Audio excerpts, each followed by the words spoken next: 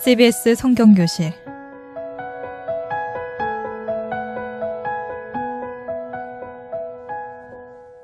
이 시간은 창세기부터 요한계시록까지 성경 66권 속에 숨어있는 하나님의 말씀을 함께 공부하는 시간입니다. 샬롬, 반갑습니다.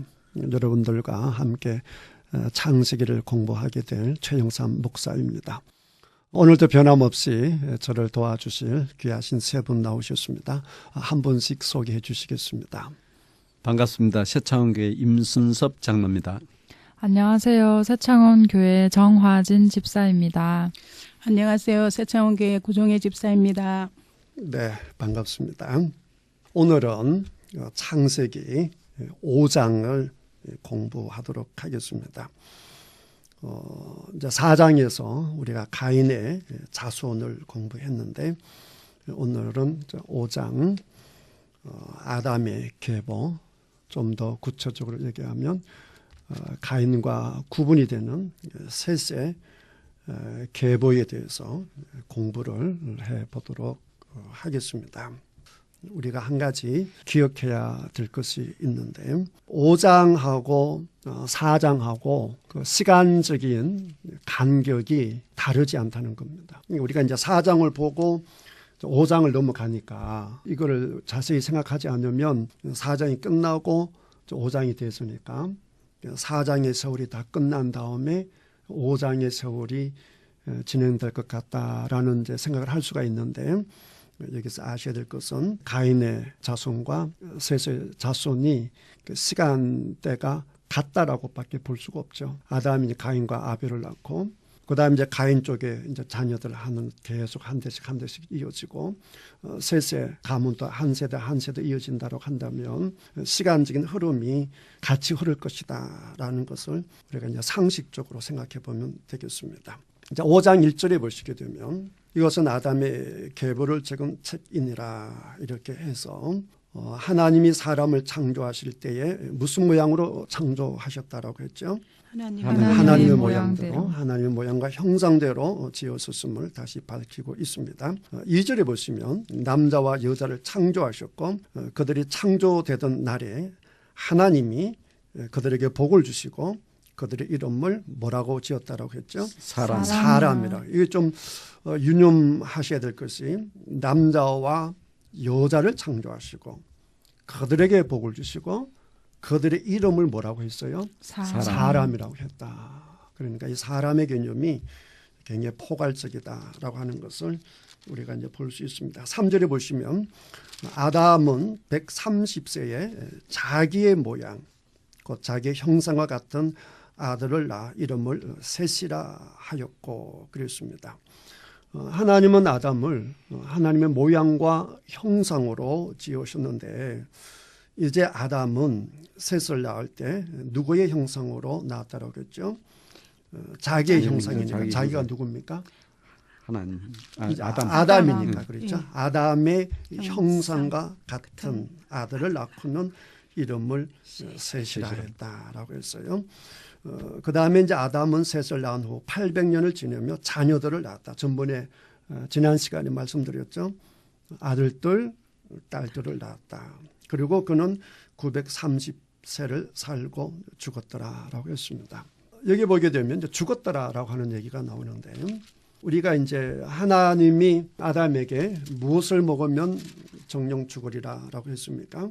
선악과. 네, 선악과를 먹으면 반드시 죽으리라라고 했습니다. 그 2장 17절에 나와 있는데요. 2장 선악을 알게 하는 나무의 열매는 먹지 말라. 내가 먹는 날에는 반드시 뭐하리라? 죽으리라. 그랬단 말이에요. 요 죽으리라라고 했는데 이제 아담이 이제 죽죠. 이제 5장 5절에 죽지 않습니까? 죽었더라라고 했는데 참 놀라운 게 있어요. 이 죽었더라라고 하는 단어가 두 번째 나옵니다. 첫 번째 아까 읽었던 그 이제 2장 17절에서 나오고 이 죽으리라 똑같은 단어가 5장 5절에서 나오는데 죽었더라라고 하는 얘기가 원어로 무트입니다. 무트. 똑같이 죽었더라라고 하는 얘기가 그러니까 의도가 있는 거죠. 4장에 보면 누구의 자손이 나오죠? 가인의 자손이 쭉 나오잖아요. 우리가 전번에 봤는데 기억나실지 모르겠어요. 라멕이 가인, 그러니까 아담의 몇 대 손이었죠? 7대 손이었죠. 기억력이 아주 뛰어나시네요. 럭키 세븐. 그러면 라멕이 7대 손이면 이제 이 사람들이 틀림없이 앞 세대가 이제 죽을 일도 있고 할 텐데 놀라운 것은 말이죠. 4장에 보게 되면 라멕이 자기가 뭐 당하고 뭐 상하고 이렇게 해서 원한을 갚아서 죽였다라고 하는 얘기는 나오는데 자연사로 이렇게 자연스럽게 죽은 얘기는 하나도 없습니다. 무트라고 하는 단어가 한 번도 안 나와요. 그러니까 이게 의도적으로 그러는 거죠.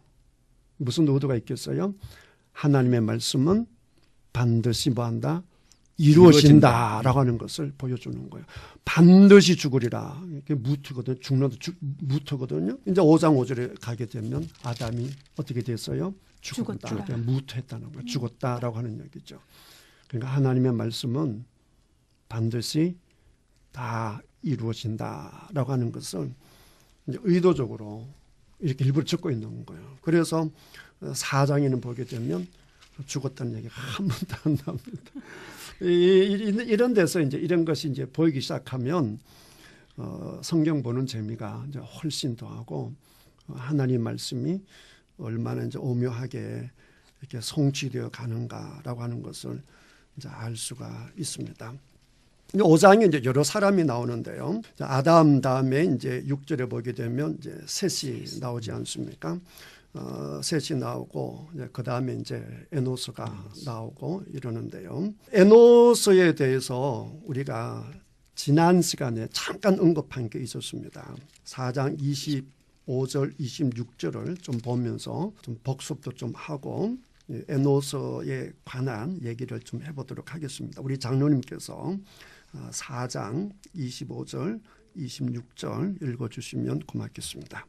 아담이 다시 자기 아내와 동침하며 그가 아들을 낳아 그의 이름을 셋이라 하였으니 이는 하나님이 내게 가인이 죽인 아벨 대신에 다른 씨를 주셨다 함이며 셋도 아들을 낳고 그 이름을 에노스라 하였으며 그때의 사람들이 비로소 여호와의 이름을 불렀더라. 아멘.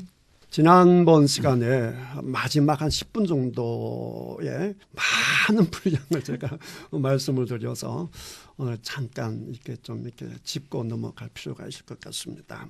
자, 여기서 한 가지 생각해 볼 것이 뭐냐라고 하게 되면 아담이 가인과 아벨을 낳고 근데 아벨이 죽어버렸다 그 말이죠. 죽어버리니까 가인의 피로는 그 여자의 후손을 잇기가 하나님의 구원의 역사를 이루어가기가 이렇게 마땅치가 않는 거죠. 그래서 방금 읽은 25절에 보시게 되면 마지막 부분에 가인이 죽인 아벨 대신에 무엇을 주셨다라고 하셨습니까? 다른 씨를 씨를 주셨다고 했죠. 이게 굉장히 중요합니다. 원시 복음이 이제 3장 15절에서 누구의 후손으로? 여자의 후손이라고 그랬잖아요. 여자의 후손을 꼭 기억하시고 그 다음에 그 여자의 후손이 쭉 맥을 잇는데 이제는 다른 씨앗 그러니까 가인과 구분되는 다른 계열, 다른 후손, 다른 자손, 다른 계열, 다른 씨앗을 주시고 그래서 그 이름을 이제 그 셋이라 하는 거죠. 그 다음에 26절에 보니까 셋도 아들을 낳고 그 이름을 뭐라고 했습니까? 에노스라고 했죠. 그때부터 사람들이 누구의 이름을 불렀다라고 했습니까? 여호와 이름을 불렀다라고 했습니다. 자, 셋은 그러니까 아담의 아들이죠. 그렇죠. 그 다음에 셋의 아들이 누굽니까? 에노스죠. 셋하고 가인하고 이제 비교를 해 보겠습니다. 가인은 굉장히 능력이 있었던 사람입니다. 죄를 범했지만 그가 능력이 있다라고 하는 것을 어디서 알 수 있느냐라고 하게 되면 4장 16절에서 가인이 하나님이 표를 주셔서 아무도 너를 해치지 못할 것이다 라고 했음에도 불구하고 가인이 스스로 두려워서 하나님을 믿지 못하죠. 그래서 무엇을 쌓았다라고 했어요? 성을 쌓았다라고 했죠. 성을 쌓았다라고 하는 것은 내 자신을 누가 보호한다? 내가 보호한다는 것이죠. 내가 보호한다라고 해서 성을 쌓는 거예요. 성을 쌓았다라고 하는 것은 힘이 있는 것이죠. 능력이 있는 거죠. 도시를 이룬 것이니까. 그리고 그 아들 이름을 뭐라고 했습니까? 에녹이라고 했죠. 그래서 그 도시 이름을 누구 이름을 따서? 아들 에녹의 이름을 따서 무슨 성이라 불렀더라? 에녹성이라 불렀더라라고 했잖아요. 그러니까 이제 가인의 계통을 보면 굉장히 힘이 있는데, 그런데 하나님이 다른 시로 주신 이 셋은 그렇지가 않는 것 같아요.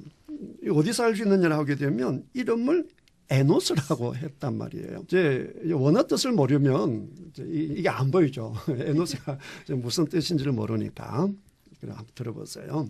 에노스라고 하는 뜻이 무엇이냐라고 하게 되면요, 아담과 거의 같은 뜻입니다. 사람 이런 뜻이죠. 그런데 이제 시적으로 주로 쓰는 단어다 이렇게 나와 있습니다. 그래서 이게 원어는 이제 이렇게 에노시인데, 에노시 아담, 남자, 동행자 이렇게 번역될 수 있는데, 이 에노시라고 하는 것이 아나시라고 하는 단어에서 왔어요. 아나시라는 단어에서. 그런데 이제 아나시라 하는 이제 이 단어가 어떤 뜻을 가지고 있느냐라고 하게 되면요, 거의 치료 불가능한 병, 치료가 불가능한 병, 그다음에 상처, 고통, 재난, 악한 마음. 왜 어떤 아주 악한 마음을 가지고 막 우리를 공격하게 되면 우리가 그 상처받지 않습니까? 그런 악한 마음과 단련하여 쏘이면서 상처를 입다. 그다음 낫지 아니하다, 부패하다, 고칠 수 없다 등으로 번역된다. 그러니까 결국 이 단어들이 나타나는 게 뭡니까? 굉장히 우리는 약하고 어쩔 수 없는 존재고, 이 단어에서 그런 게 나오잖아요. 그러니까 그 아들 이름을 뭐라고 지었다고요? 에노스라고 지었다고 하는 것이죠. 그러니까 아버지가 얼마나 절망감을 느끼고 얼마나 많은 상처를 받고 하고자 하는 것들이 마음대로 안 됐으면 그 아들 이름을 이런 연약한 이런 이름으로 지었겠느냐 말이에요. 그러니까 이때 아들의 이름을 아들 스스로 지을 수는 없는 것이고 아버지가 지어준 것이니까 그 아들의 이름에 담긴 고백은 누구의 고백이죠? 아버지의 고백이죠. 그러니까 이 셋이 그런 고백을 가지고 있는 거예요. 그리고 이제 그 아들도 이제 살면서 그걸 느꼈겠죠. 이제 그런 개념을 두고 4장 26절 다시 한번 볼까요? 우리 정지도 한번 읽어보시죠. 4장 26 다시 한번 읽어보세요. 셋도 아들을 낳고 그의 이름을 에노스라 하였으며 그때 사람들이 비로소 여호와의 이름을 불렀더라. 네. 아멘. 그냥 아들 이름을 에노스라 하고 그때부터 사람들이 비로소 여호와 이름을 불렀더라 이랬잖아요. 당장 셋부터 뭘 느꼈느냐를 하게 되면 나는 누구 없이 못 산다? 하나님 없이 못 산다. 가인하고 한번 비교를 해보세요. 가인은 하나님의 표를 주고 아무도 너 손 못 댈 거야 라고 했는데도 어떻게 합니까? 자기를 보호하는. 그렇죠. 야, 인생 내가 보호하는 거지. 요즘 그런 말 하잖아요. 전도 실질적으로 그런 일이 있었거든요. 집사람이랑 전도 막 전도질 나눠주는데 한 사람 진짜 그랬어요. 내 주먹을 믿어라. 이게 뭐 한다고 그렇게 나약하게 하나님을 찾고 그러냐. 네 인생 네가 마음대로 못하냐? 이런 생각이 언제부터 있었다고요? 가인 때부터 있었어요. 가인 때부터. 그게 아이의 출발이라고요. 그러니까 성을 쌓고 도시를 쌓고 업적을 남기는 그 가인과 비교를 해보게 되면 이 세 집안은 너무 초라한 거죠. 그냥 상처나 받고 그냥 하나만 실패하고, 요즘 말로 하면 이런 거지. 애가 학교를 제대로 다니나, 취직을 제대로 하나, 농사를 제대로 지을 줄 아나, 뭐 이런 인생이야, 이런 인생. 그런데도 불구하고 그는 무슨 시로 태어났다고요? 다른 시. 다른 시. 그 얘기 전체가 이제 확장되는 내용이 어디냐라고 하게 되면 그게 5장입니다. 5장은 방금 읽은 26절의 확장이라고 볼 수 있어요. 이제 셋 에노스 때만 그런 것이 아니라 아담의 계보 전체가 그런 거예요. 그러니까 우리 지난 시간에 잠깐 언급했다시피 4장 가인의 족보에 보게 되면 업적이 너무 많아서 한 일이 있잖아요. 그래서 무슨 조상 다 이름을 기억하잖아. 그런데 5장에 오게 되면 그런 사람이 한 명도 없어요. 뭐 기껏 한다는 게 뭐냐라고 하게 되면 자, 우리 이제 아까 아담 읽었고 6절 5장 6절 보게 되면 누구 얘기가 나와 있습니까? 셋 얘기가 나와 있죠. 우리 구집사님 셋 인생 전체를 한번 읽어보죠. 6절부터 8절까지. 셋은 105세에 에노스를 낳았고 에노스를 낳은 후 807년을 지내며 자녀들을 낳았으며 그는 912세를 살고 죽었더라. 네. 그 다음에 9절에 보게 되면 에노스가 나오고 그렇죠? 그 다음 12절에 나오면 게난이 나오죠.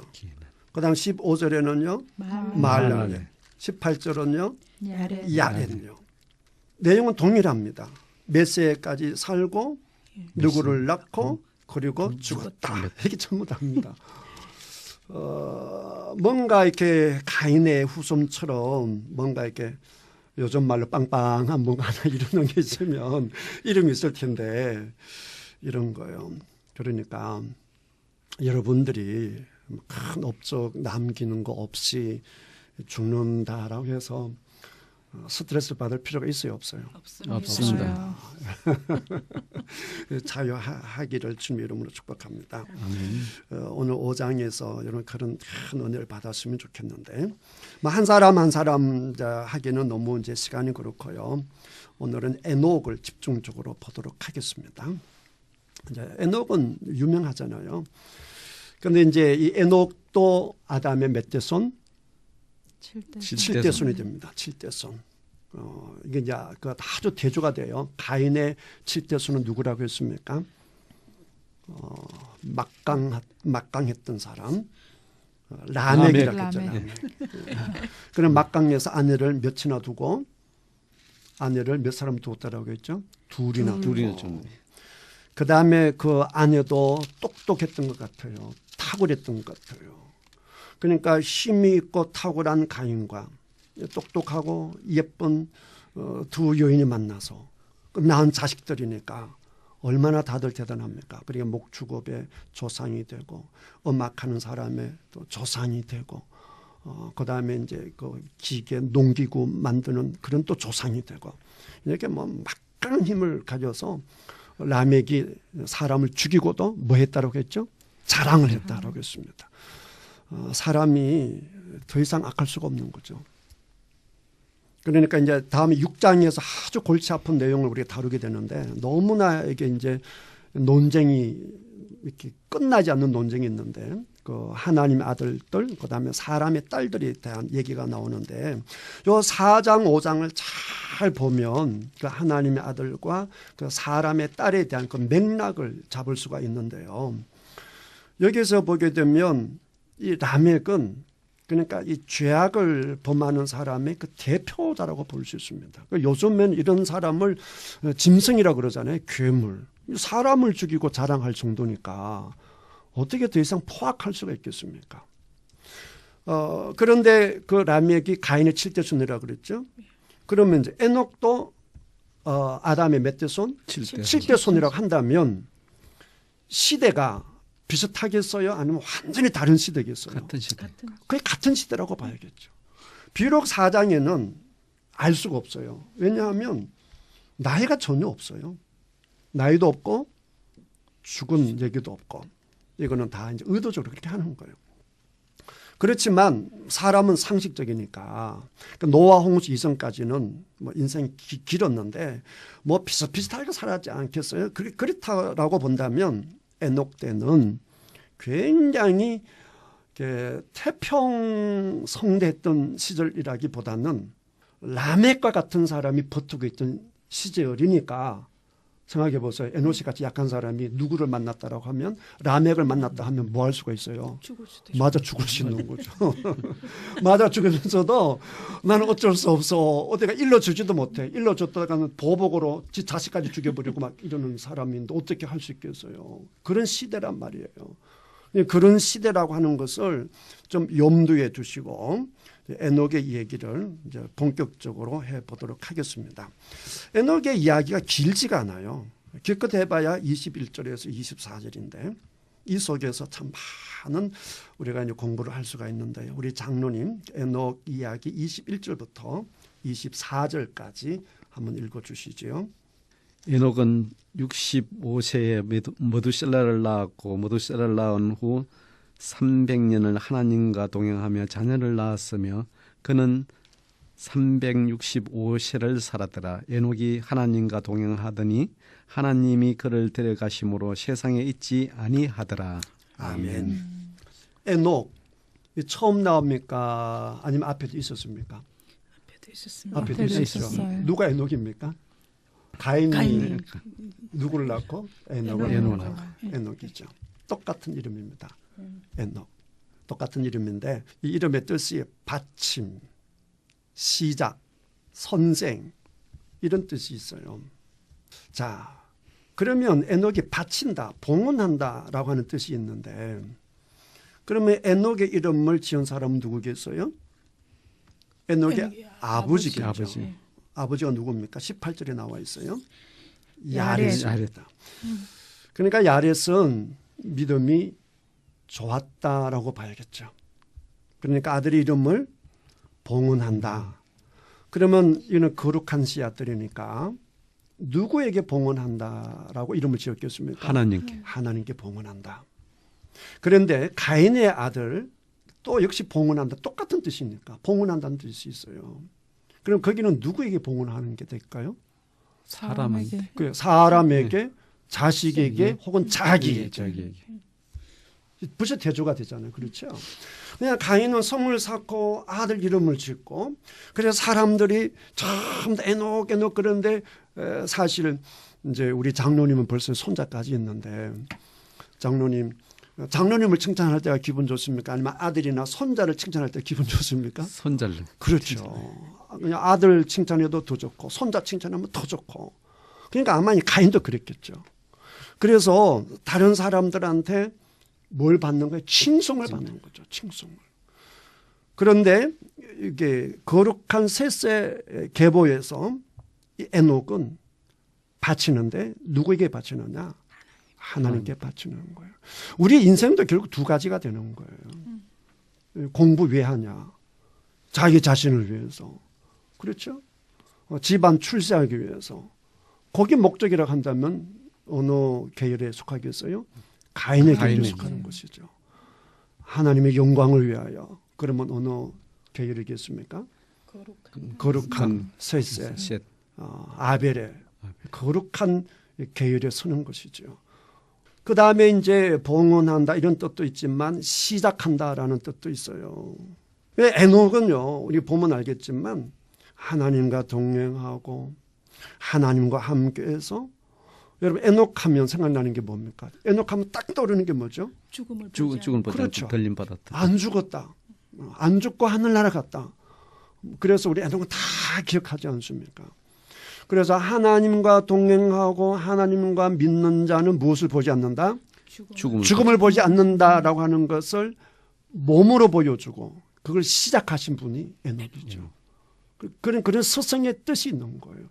그게 비해서 가인의 에녹은 우리 인생 내가 노력하면 얼마든지 할 수 있어. 내 성을 쌓을 수 있어.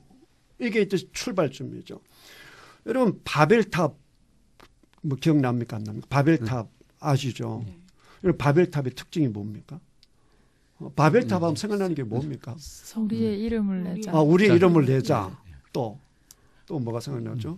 하나님과 같아지려고. 그렇죠. 야, 하나님 높이 올라가서 뭐 하나님이 뭐가 필요해. 뭐 우리가 할 수 있어. 예. 가인 똑같잖아요. 흩어짐을 면하자. 그렇죠. 우리 스스로 지키자. 우리 스스로 보호하자. 결국 가만히 보게 되면 벌써 이 바벨탑은 벌써 가인에게서부터 벌써 이렇게 출발되는 거예요. 같은 맥락이잖아요. 그런 교훈을 주고 그런 스승이 되는 거예요. 그냥 똑같이 배워도요. 도둑놈은 누구한테 배우는 거예요? 도둑놈한테 배우는 거예요. 그러니까 이단들 보세요. 이단들 다 보게 되면 박태선, 문선명 똑같고 배우는 게 있거든요. 그러니까 하는 짓 똑같아요. 배우는 게 그것입니까? 똑같은 교사고 똑같이 봉헌을 해도 이름은 좋은데요. 내용은 완전히 다른 거예요. 완전히 다르다라고 하는 것을 볼 수 있습니다. 에녹은 우리들에게 믿음의 교사죠. 믿음의 스승이 되는 거죠. 정말로 하나님 앞에 봉헌하는 인생이 어떠냐라고 하는 것을 보여주는 분이 에녹이죠. 참 기대가 되지 않습니까? 자, 그러면 에녹에 대해서 구체적으로 보겠는데요. 22절을 보게 되면 모두셀라를 낳은 후 몇 년을 하나님과 동행했다라고 했죠? 300년. 300년을 하나님과 동행하면서 누구를 낳아요? 자녀들을 낳는 거예요. 그러니까 하나님을 동행한다라고 해서 일상적인 삶에서 벗어나는 건 아니에요. 똑같이 자식 낳고 똑같이 사는 거예요. 그런데 누구랑 동행한다고요? 하나님과 동행합니다. 자, 그렇다고 한다면 자, 다시 보세요. 300년을 하나님과 동행했다라고 한다면 그리고 365세를 살았다라고 한다면 65년은 동행한 겁니까? 동행 안 한 겁니까? 300년을 동행했으니까 65세 때 아기를 낳았으니까 그럼 앞에 65년 동안은 동행을 했다는 얘기예요? 안 했다는 얘기예요? 동행을 했으면 365년이 되겠지. 300년만 동행했으니까. 그러면 동행을 안 한 게 되는 거죠. 내가 말을 쉬운데 어렵게 해서 그래. 300년을 동행했으니까 낳을 때가 65세니까 65년 동안 뭐가 없었다? 동행이 없었다라고 하는 거예요. 그러니까 이제 이 에녹은 애프터 비포가 분명해요. 우리 장로님 같이 분명합니다.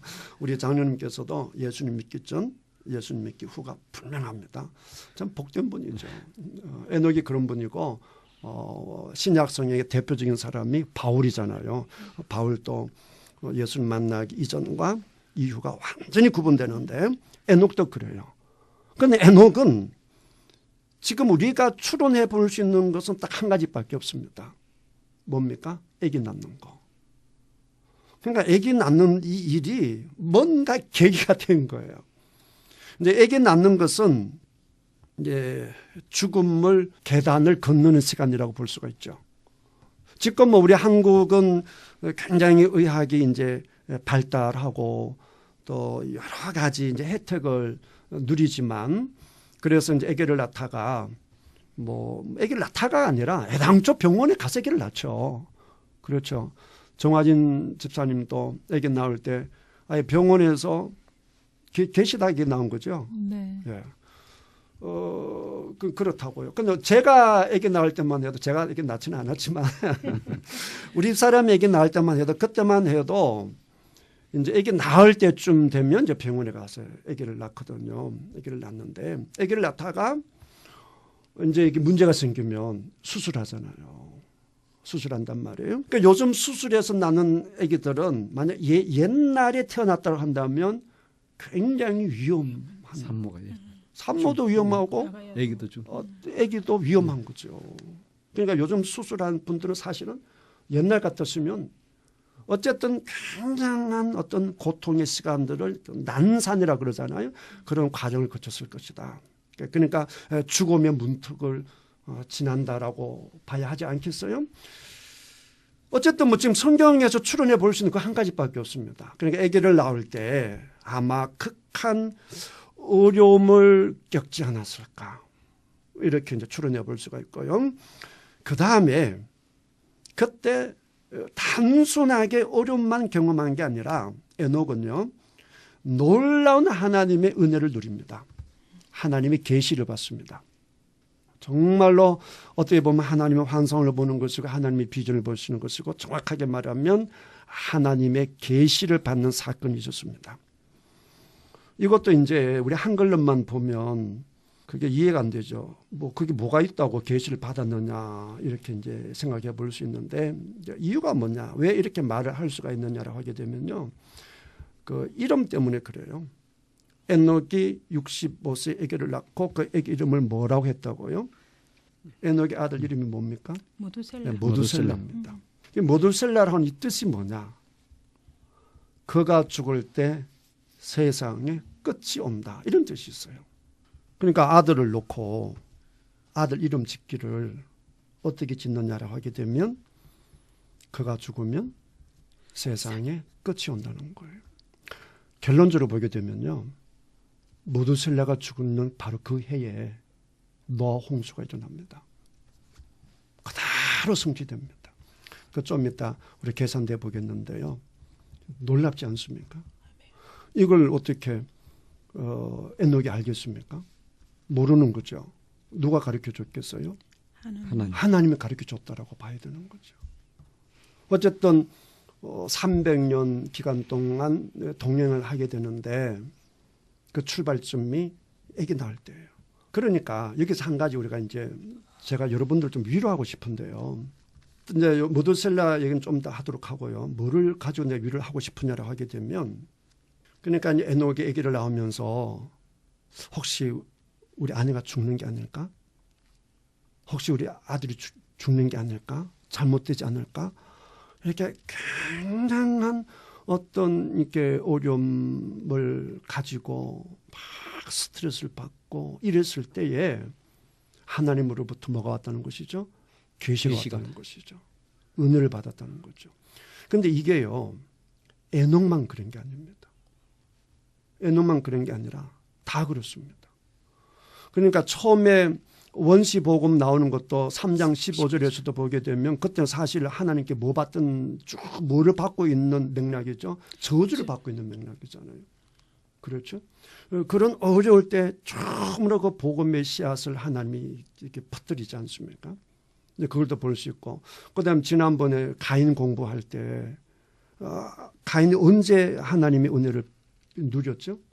가인이 죽임을 당할. 그러니까 하나님이 저주해가지고 막 뭐라 할 때 가인이 막 너무너무 무서워서 나 죽으면 어떡해요 할 때 하나님은 거기에 뭐를 주셨다 하셨습니까? 표를 주셨다 했잖아요. 그때 또 은혜 누리지 않습니까? 그 다음에 이제 아브라함의 얘기도 마찬가지예요. 여러분 아브라함 얘기 한번 읽어볼래요? 13장 한번 펼쳐보세요. 창세기죠. 13장. 13장 14절부터 18절까지 정화진 집사님 한번 읽어보시죠. 롯이 아브라함을 떠난 후에 여호와께서 아브라함에게 이르시되 너는 눈을 들어 너 있는 곳에서 북쪽과 남쪽 그리고 동쪽과 서쪽을 바라보라. 보이는 땅을 내가 너와 내 자손에게 주리니 영원히 이르리라. 내가 내 자손의 땅이 티끌 같게 하리니 사람이 땅의 티끌을 능히 셀 수 없을진데 내 자손도 세리라. 너는 일어나 그 땅을 종과 횡으로 두루 다녀보라. 내가 그것을 내게 주리라. 네, 거기까지. 이게 무슨 얘기냐라고 하게 되면요, 아브라함하고 롯하고 각자 재산이 너무 많아서 아브라함이 롯에게 다 양보를 합니다. 롯이 이제 차지한 땅이 뭐냐라고 하게 되면 이제 소돔과 고모라 땅을 차지했거든요. 그 땅이 얼마나 좋았느냐라고 하게 되면 13장 13절에 이렇게 써놨어요. 여호와께서 소돔과 고모라를 멸하시기 전이었으므로 여호와의 동산 같고 애굽 땅과 같았더라 그랬습니다. 그러니까 하나님의 동산같이 비옥하고 아름다운 땅이 무슨 땅이라고요? 소돔과 고모라 땅입니다. 그래서 좋은 땅 다 차지해버렸어요. 물이 있고 비옥하고 풀이 많고 하는 거 누가 차지해버렸어요? 롯이 차지해버렸습니다. 그리고 이제 롯이 이제 그 수많은 그 양떼들 목줄을 쫙 끌고 나가니까 뭐가 척하게 떠오르겠어요? 먼지가 척하게 떠오르죠. 그 남는 건 먼지밖에 없는 거예요. 그 볼탄에. 그때 하나님께서 말씀을 주시는 거예요. 네 자손이 뭐처럼? 땅의 티끌같이요. 그 많은 티끌을 보여주면서 네 자손의 모습이야. 하나님 정말 멋있는 분이세요. 할렐루야. 그러니까 절망할 수 있는 상황인데 그 메마른 땅에 그 먼지 팍 일어난 걸 보면서 이 땅 다 준다. 네 자손 저렇게 많이 줄 거다. 그러니까 하나님이 아브라함에게 말씀 주시잖아요. 대부분 아브라함이 하나님께 말씀드릴 때는 언제냐라고 하게 되면 자식을 낳지 못하고 이래서 정말 힘들어하고 어려울 때 보게 되면 대부분 하나님께서 말씀을 주시는 것을 볼 수 있습니다. 이삭도 마찬가지예요. 26장 24절을 한번 볼까요? 26장 24절. 자, 26장 24절 보세요. 26장 24절. 우리 94명 한번 읽어보시죠. 그 밤에 여호와께서 그에게 나타나 이르시되 나는 내 아버지 아브라함의 하나님이니 두려워하지 말라. 내 종 아브라함을 위하여 내가 너와 함께서 내게 복을 줘 내 자손이 번성하게 하리라 하신지라. 네, 거기까지만요. 이게 이제 무슨 얘기냐 하게 되면 앞에 보게 되면 우물을 파놓으면 뺏기고 우물을 파면 뺏기고 우물을 파면 뺏기고 하거든요. 그때 하나님께 주신 말씀이라고요. 그 다음에 이제 더 분명한 건 야곱이에요. 야곱은 아주 독특하죠. 28장을 봅니다. 28장. 야곱은 자기 이름 그대로 속이고 뒷발꿈치나 붙잡고, 그 다음에 28장은 하나님의 이름으로 아버지를 속이고 형님을 속이고, 그래서 형이 너무너무 화가 나서 이놈 죽여버리겠다라고 했을 때 엄마가 봐도 야곱이 죽게 생겼어요. 엄마가 봐도 이거 누가 봐도 딱 죽게 생겨서 너 이러다가 집안 소상난다 피해라. 그래 외삼촌 집에 이제 가는 길인데, 그러니까 뭐 더 이상 이렇게 나쁠 수가 없죠. 간사할 수가 없고 정말 지렁이 같은 그런 이제 모습인데, 자 정말 놀라운 건데요. 자 28장 10절부터 제가 그만할 때까지 우리 장로님 한번 읽어보시죠. 야곱이 브엘세바에서 떠나 하란으로 향하여 가더니 한 곳에 이르러는 해가 진지라 거기서 유숙하려고 그곳의 한 돌을 가져다가 베개로 삼고 거기 누워 자더니 꿈에 본적 사닥다리가 땅 위에 서 있는데 그 꼭대기가 하늘에 닿았고, 또 본적 하나님의 사자들이 그 위에서 오르락 내리락 하고, 또 본적 여호와께서 그 위에 서서 이르시되 나는 여호와니 너의 조부 아브라함의 하나님이요 이삭의 하나님이라. 네가 누워있는 땅을 내가 너와 네 자손에게 주리니 네 자손이 땅의 티끌같이 되어 네가 서쪽과 동쪽과 북쪽과 남쪽으로 퍼져 나갈지며 땅의 모든 족속이 너로 네 자손으로 말미암아 복을 받으리라. 내가 너와 함께 있어 내가 어디로 가든지 너를 지키며 너를 이끌어 이 땅으로 돌아오게 할지니라. 내가 네게 허락한 것을 다 이루기까지 너를 떠나지 아니하리라 하신지라. 아멘. 거기까지요. 아멘. 참 이게 아주 이제 유명한 이제 본문인데 정말 은혜가 되는 본문이죠. 매를 맞고 저주를 받아야 할 순간인데, 아마 우리가 하나님이라고 한다면 그러지 않겠어요? 야곱 꼴 좋다. 뭐 복 받는다며 꼴 좋다. 뭐 이러면서 놀리든지 한 집아가 주든지 그런 시간인데, 오히려 하나님은 그런 거 일체 언급하지 아니하시고 그냥 축복해 버리잖아요. 가장 외롭고 가장 힘들 때 하나님은 그냥 나타나셔서 말씀을 주시고 환상을 주는 것을 볼 수 있습니다. 요셉도 마찬가지입니다. 뭐 일일이 다 찾으면 뭐 끝도 없습니다. 뭐 오늘 밤새워라도 이런 것만 쭉 찾아볼 수 있습니다. 그만 찾겠습니다. 그러니까 요셉도 보게 되면요, 종으로 팔려가 있을 때 그때 보디발의 집에서 하나님이 함께 하신다는 것을 그때 처음으로 경험하기 시작합니다. 옥에서도 경험합니다. 그러니까 가장 어려울 때는 무슨 시간이냐? 하나님의 은혜를 체험하는 시간이고 하나님의 환상을 보는 시간이다. 그 대표적인 것이 계시록과 다니엘서죠. 에스겔서 마찬가지고, 다니엘서, 에스겔서는 다 포로 때 나라 잃고 가장 고통스러울 때, 이 나라가 어떻게 될 것이냐, 이 민족이 어떻게 될 것이냐 하나도 보이지 않을 때, 그때 특별히 다니엘서를 통해서 세상 끝에 대한, 세상 모든 역사에 대한 그 비전, 그 환상을 주시지 않습니까? 다니엘, 그 요한계시록도 마찬가지죠. 요한계시록 누가 하셨죠? 요한. 네, 요한이셨죠. 아, 똑똑하시는데.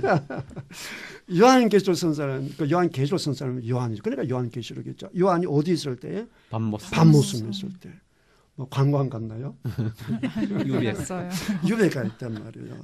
그 황량한 그 돌로 된, 저는 안 가봤지만 그래도 요즘 뭐 영상으로 다 볼 수 있으니까 그 황량한 돌이 그 많은 그런 채석장 많은 그런 장소에서 그냥 고되게 노동이나 하고 정말 어려울 때 사랑하는 교인들은 뭐 죽었다 그러고 감옥에 갔다 그러고 병신됐다 그러고 그런 소식이 들려오고 주일이 되면 예배 시간이 됐는데 사랑하는 가족을 보고 싶은데 우리 성도님들 보고 싶은데 볼 수는 없고 눈물만 쭉쭉 흘리고 있던 그때에 하나님이 그에게 가장 위대한 환상을 보여주죠. 그게 요한계시록 아닙니까? 세상 끝까지 볼 수 있는, 그래서 그 어둠을 이겨낼 수 있도록 하나님께 주신 위로의 말씀, 그게 요한계시록이거든요. 그러니까 이 방송을 듣는 분들 중에서도 마찬가지입니다. 정말 지금 내가 어렵다, 힘들다라고 하는 시간을 보내고 계신다라고 한다면 이 시간이 하나님을 경험할 수 있는 시간이에요. 하나님의 말씀을 듣는 시간이에요. 환상을 보는 시간이다.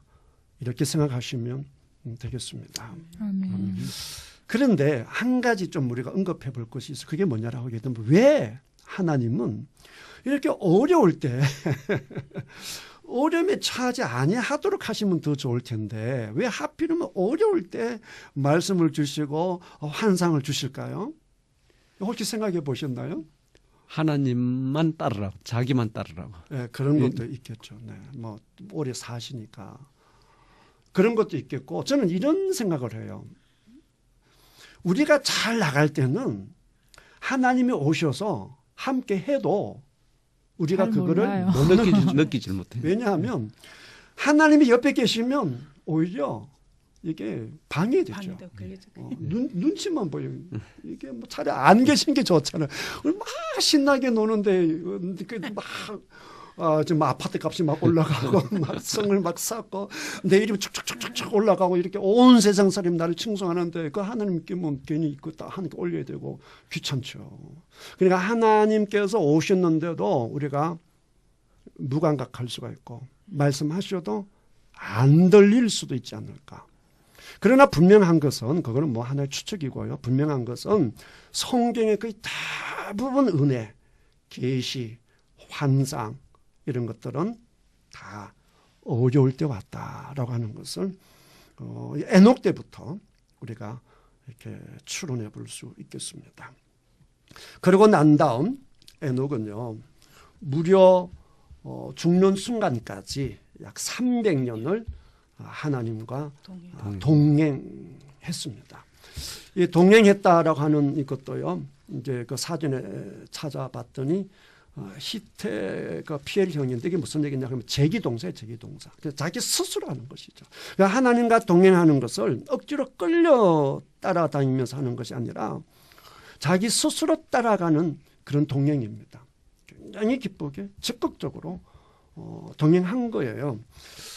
그러니까 이거를 너무 좋게만 생각하지 말고요. 우리는 너무 이제 성경을 너무 좋게만 해석하는 경향이 있어서 왜 그럴 수밖에 없었는가를 좀 생각해 볼 수 있는 거예요. 왜 에녹이 300년의 세월을 한순간도 빠지지 않고 하나님만 그렇게 자발적으로 따라다녔을까라고 하는 것이죠. 거기에는 말씀하시고 싶은 게 그 에녹의 집안이 너무 열악하고 힘이 들으니까 뭐 그럴 수도 있겠죠. 아까 고백했다지만 이렇게 한계적인 세상적으로, 상황에 그럴 수도 있을 거예요. 라멕 같은 옆에 앞뒤 있다고 생각해봐. 하나님만 붙잡고 그 외에는 살 길이 없는 거죠. 이런 고백들이 시편에 참 많거든요. 하나님만이 나의 반석이요. 하나님만이 나의 구원이요. 나는 이 말이 좋다라기보다는 비참하다고 생각해요. 하나님이 없어도 밥을 먹을 수 있어야지. 하나님이 안 도와주셔도 내가 정상적인 삶을 살고 취직 생활도 하고 결혼 생활도 하고 다른 사람 관계 좋게 살아야지. 근데 하나님이 없으면 내가 아무것도 안 한다. 내가 하나님이 안 도와줘도 뭐 저 같으면 93도 날 도와주고 우리 장로님도 저를 도와주고 이래 인생이 살맛이 나는 거지. 하나님 외에 날 돕는 자가 아무도 없다? 너무나 비참한 거예요. 근데 시편에 보면 그런 게 굉장히 많거든요. 근데 그럴 때 뭐가 나타나느냐? 뭐가 보이느냐? 하나님이 보이고 하나님의 은혜가 보이고 하나님만이 하는 고백이 나오는 거거든요. 그래 아마 에녹도 그러지 않았을까. 그러니까 이거를 세상적인 안목으로 보게 되면요. 에녹은 한 게 하나도 없어요. 그냥 하나님의 조를 따라다니기 전부 다예요. 근데 하나님은 그걸 어떻게 보셨어요? 기쁘게 보셨어요? 아니면 슬프게 보셨어요? 기쁘게 봤습니다. 기쁘게 보셨어요. 그러니까 하나님의 마음을 가장 기쁘게 한 사람이 에녹이에요. 그게 이제 지난번에도 읽어보는데 히브리 11장 믿음의 장에 가게 되면 그게 나오거든요. 믿음이 없으면 기쁘시기 못한다. 근데 기쁘시기 못한다. 하나님을 기쁘시게 하는 자다라고 했던 사람이 누구냐? 그 에녹이거든요. 하나님은 에녹을 가장 기뻐했다는 거예요. 그러니까 오늘도 마찬가지예요. 나는 학벌이 쉬운 자네. 날 뭐 헌금을 해봐야 뭐 헌금 얼마 하지도 못해. 그런 것 때문에 스트레스 받을 필요 없어요. 정말 하나님은 기뻐하는 게 뭐냐라고 하게 되면 하나님을 하나님으로 인정하는 거예요. 그러니까 필요하면 하나님 도와주세요 말하는 것이고 좋은 일 있으면 하나님 때문입니다 라고 고백을 하고 사사건건이 누구를 붙잡고 사는 삶? 하나님을 붙잡고 사는 삶이에요. 그 다음에 하나님과 동행한다라고 하는 것은 그런 뜻도 있어요. 내 생각은 다 없앤다는 거예요. 내 생각이 있으면 동행이 됩니까 안 됩니까? 안 됩니다. 안 되죠. 이제 예를 들어서 이제 우리 함께 가자라고 하는데 뭐가 맞아야 함께 가는 거죠? 뜻이 맞아요. 그죠? 코드도 맞고 뜻도 맞고 뭔가 뭐 그게 뭐 맞아야 함께 가는 거지. 나는 지금 짜장면 먹고 싶어 죽겠는데 우동 먹자 그러면 안 돼. 나는 짜장면 먹을 거니까 동행이 안 되는 거죠. 그러니까 환경에 관계없이 동행이 되려고 하게 되면 결국 자기를 뭐 하는 수밖에 없어요. 비우고. 자기가 없어야 되는 거죠. 자기가 살아있으면 동행이 안 되죠. 부부 간에도 마찬가지예요. 하나가 되는데 나를 딱 살려놓고 나 따라와. 그럼 둘 다 그러고 앉았으면 하나가 되나요? 안 되지. 그냥 한쪽이 죽어버려야 동행이 되는 거라고요. 한쪽이 좀 못해도 한쪽이 죽어버리면 따라가면 되잖아요. 근데 에녹은 참 복이 많고 지혜로운 사람이죠. 살아보니까 따를 분은 한 분밖에 없는 거예요. 하나님만 붙잡고 가는 거죠. 하나님과 동행하고 가는 거죠. 이게 세상적으로 보게 되면 비참할 수가 있어요. 세상적으로 보게 되면 정말 비참할 수가. 이거는 가난에 취해보지 않는 사람은 이게 무슨 말인지 몰라. 정말로 사방에 꽝꽝 맡기는 삶을 살아보지 않는 사람은 이 말이 무슨 말인지 몰라요. 정말 하나님을 안 쳐다보면 살 수가 없다. 숨을 쉴 수가 없다. 그랬을 때 하나님을 꽉 붙잡게 나가는 삶이라고 한다면 세상적으로 보면 너무나 비참할 수가 있어요. 더군다나 가인의 자손하고 비교를 해보세요. 얼마나 초라합니까? 그렇지만 생명의 역사는 누구의 족보를 통해서?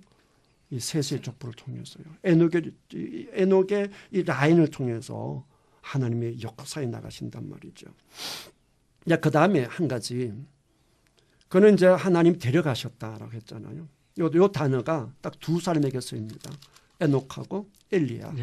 엘리야도 죽지 않고 하늘 올라갔잖아요.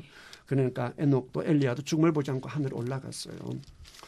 자, 그 다음에 또 한 가지 제가 꼭 말씀드리고 싶은 것이 뭐냐라고 하게 되면 그 에녹의 마지막 부분에 뭐라고 했습니까? 하나님이 그를 데려가심으로 세상이 있지 아니하였더라. 이렇게 해서 그 죽음을 언급하고 있지 않지 않습니까? 저는 이렇게 생각해요. 에녹이 설령 죽었다라고 해도 문제 없었을 것이다. 물론 제가 죽었단 말은 아니에요. 죽었다 한다고 해도 에녹은 전혀 문제가 없었을 것이라 생각하는 거죠. 무슨 얘기냐 하게 되면 300년을 하나님과 동행했잖아요. 그러면 다 하나님과 함께하는 거잖아요. 그럼 딱 죽는 순간에 에녹이 누구를 찾겠어요? 하나님을 찾죠. 찾을 필요도 없지. 왜 같이 있으니까. 하나님 나 죽는 거야. 죽어. 걱정 마. 눈 감았다 뜨면 돼. 눈 뜨면 내가 같이 있는 거야. 그렇죠? 눈 뜨고 있을 때도 같이 있지. 눈 끔뻑하고 났더니 앞에 또 하는. 그러니까 설령 에녹이 죽는다라고 해도 에녹은 죽음의 의미가 없는 거죠. 이런 사람 한 사람 있죠. 스데반 죽을 때 보면 하늘이 열리고 하나님의 영광이 보이고 하나님 보좌 우편 누가 서 있어요? 예수님이 막 스데반을 보고 있겠어요. 아, 그런 상황에서 죽는데 뭐 죽는 게 죽는 겁니까? 꼭 가는 건데 이해가 되십니까? 아멘. 그렇다 뭐 에녹이 안 죽었다는 얘기가 아니고요. 그러니까 하나님과 동행하는 삶은 설령 죽음이 온다라고 해도 무엇을 초월한다? 죽음을 초월한다는 것이죠. 죽음을 무서워하지 않는다는 것이죠. 우리 그리스도인들이 그런 삶을 살아야 된다라고 하는 것을 에녹을 통해서 볼 수 있습니다. 그 다음에 이제 뭐 시간이 없어 읽지는 않겠는데요. 유다서에 보게 되면요. 에녹은 하나님과 동행했기 때문에 놀라운 예언을 합니다. 종말에 대한 예언을 하고 있습니다. 요한계시록 바로 앞에 나와 있는 책이 유다서거든요. 그 유다서에 보면 에녹 얘기가 나오는데요. 에녹이 종말에 있을 일을 예언하고 있습니다. 거룩하지 않는 행동과 완악한 말들, 그러니까 하나님의 죄를 짓는 그 말들에 대한 심판을 하기 위해서 주님이 오시는 것을 누가 예언하고 있느냐? 에녹이 예언하고 있습니다. 창세기 있는 사람이요. 세상 종말에 가는 이야기까지 뭐하고 있다고요? 예언하고 있다고요. 그 에녹이 얼마나 놀라운 인생이냐라고 하는 것을 볼 수가 있는 것이죠. 그러니까 그 아들 모두셀라라는 이름을 지었는데 정확하게 모두셀라가 딱 죽을 때 노아 홍수가 딱 임해서 그게 하나님의 계시가 정확하다는 것을 보여주시고 그다음 유다서를 통해서도 또 한 번 인류 역사에 대한 종말에 대한 얘기를 하는 것을 볼 수 있습니다. 에녹은 이렇게 놀라운 인생이었습니다. 오늘은 뭐 에녹 얘기를 했고요. 오늘 에녹을 중점적으로 말씀을 드렸는데 여러분 어떤 느낌을 어떤 비움을 받았는지 모르겠어요. 우리 구집사님부터 먼저 한번 말씀을 해보실까요? 네, 저는 앞으로 하나님의 사랑과 은혜를 많이 받았으니까 나를 비우고 하나님으로 채워나가기 연습하겠습니다. 아멘. 동행하는 인생이 되겠습니다. 그다음 우리 정 집사님. 늘 살면서 세상의 가치에 또 뭐 실력 같은 거를 쌓아야 된다고 네, 이제 네. 그것에 계속 이제 생각을 많이 했는데 네. 하나님과 동행하는 게 더 가치 있는 삶이라는 걸 다시 한번 깨달았습니다. 네, 감사합니다. 우리 장로님요. 사람이 세상 살면서 그 제일로 약할 때나 고난 받을 때가 은혜 받을 때임을 깨닫고 네, 더욱더 네. 주님과 동행해야 되겠다 하는 걸 느꼈습니다. 네, 학생들이 선생보다 훨씬 낫습니다. 감사합니다. 지금까지 시청해 주신 모든 분들에게 진심으로 감사드립니다. 고맙습니다. 감사합니다. 감사합니다.